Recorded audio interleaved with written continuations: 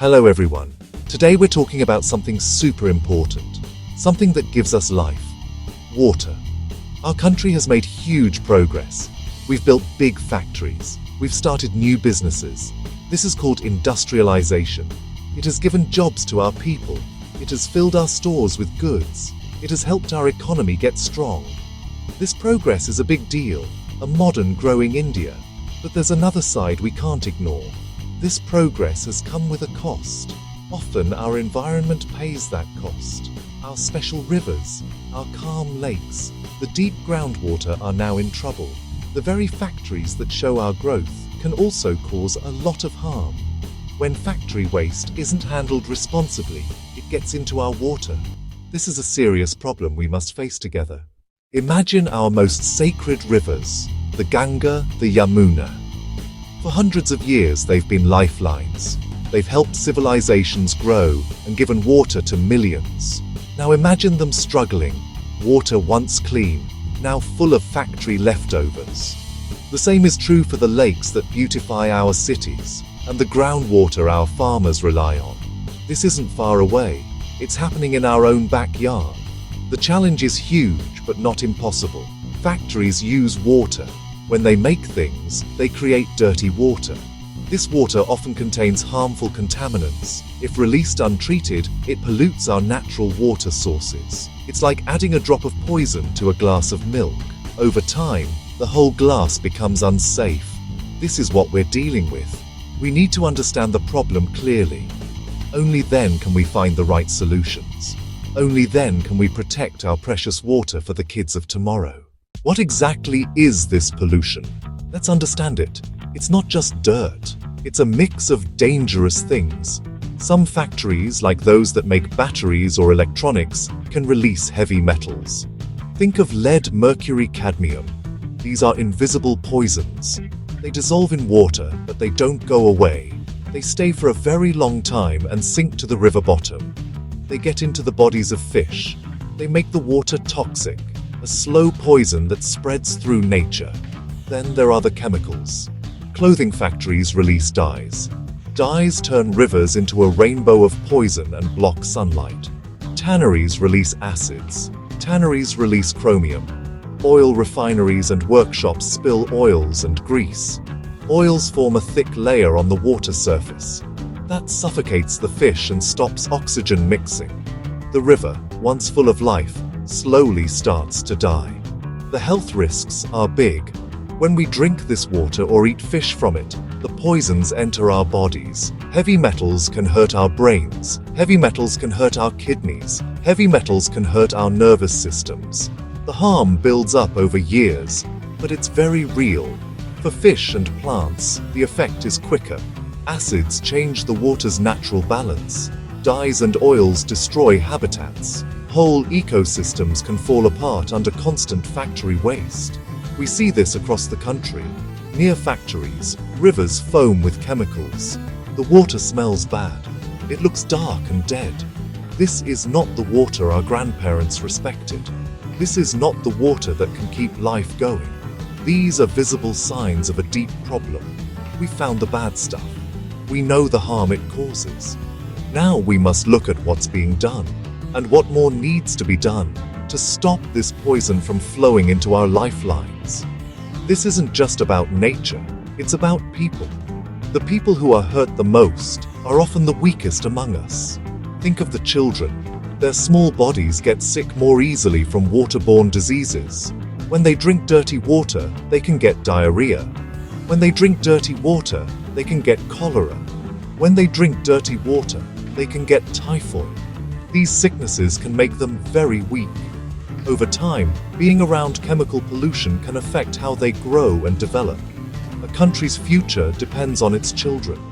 We can't let their health be hurt because we don't care. Think of our farmers, the people who grow food for our country. They rely on rivers and groundwater for watering their fields. When this water is polluted, it harms their crops. The amount of food they grow goes down. Sometimes the land itself becomes useless, poisoned by salts. Sometimes the land itself becomes useless, poisoned by heavy metals from factory wastewater. For a farmer, this is a disaster. Their way of making a living is destroyed. Their hard work turns to nothing. The food that reaches our plates could also have these poisons, creating a cycle of harm that affects all of us in ways we don't see. Think of the fisherfolk. Their whole life is about the river. They've known its currents and its secrets for generations. When the fish die because of pollution, their nets come up empty. Their money disappears. A traditional way of life, passed down from father to son, is in danger of ending. Families who once lived with pride are forced into poverty. They have to leave their homes to find other work. The social fabric of whole communities is torn apart when a river dies. The cost to our money is also very high for every family. When clean water is hard to find, people have to buy it. They spend money on bottled water. They spend money on private water trucks. This is an extra burden on their family budget. They also have to spend more on doctors. They also have to spend more on medicines.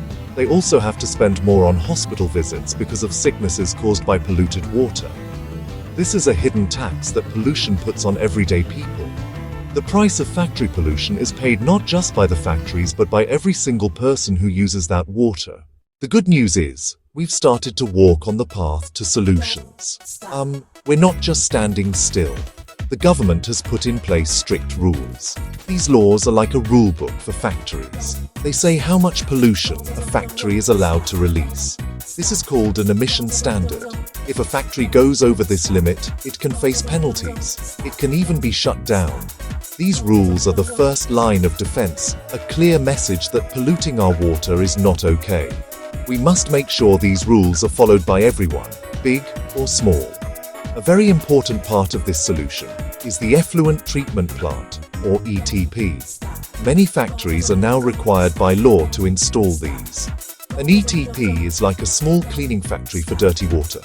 Before the water is released, it goes through many steps of cleaning inside the ETP. The plant removes harmful chemicals.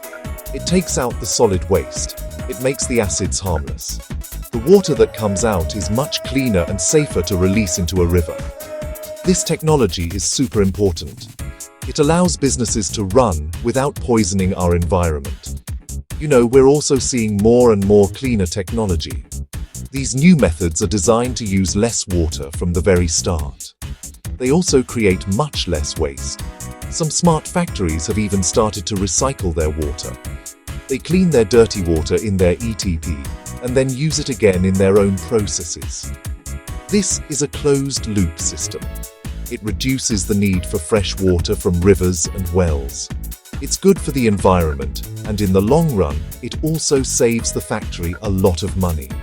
To make sure all these rules are working, there's a system of checking. Government inspectors visit factories. They take samples of the water being let out. These samples are tested in labs to check for pollutants. In many places, online sensors are being put in. These sensors check the water quality 24/7 and send live information to a central office. If pollution levels go up, an alert is triggered right away. This constant watching helps catch problems early and keeps factories on their toes, making sure they follow the law. So, where do we go from here? The way forward needs teamwork. Teamwork between the businesses, the government, and you, the people. It's a shared responsibility. Factories must do more than just follow the rules. They must see themselves as protectors of our natural resources. They must invest in the best cleaning technologies. They should actively look for ways to use less water, use safer chemicals instead of harmful ones. This isn't just a cost. It's an investment in their own long-term future. The government must continue to be a strong referee. The laws must be strict. They must be enforced fairly for everyone. Regular checks. Surprise checks.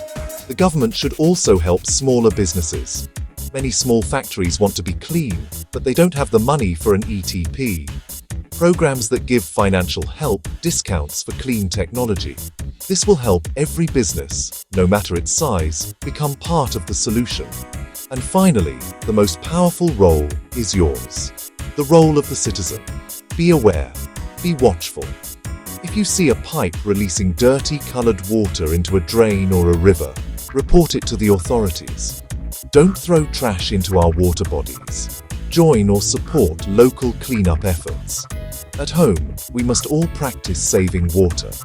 Every drop saved is a drop earned. When we, the people, speak up for clean water, when we demand accountability, change is sure to happen. Your voice has power. Use it. Let's embrace a new idea, from waste to water.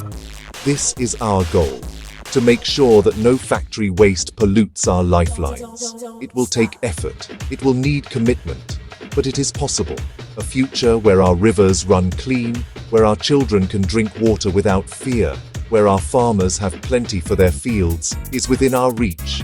Let's work together to make this dream come true. Let's act now. For our water, for our health, for our future. Jai Hind.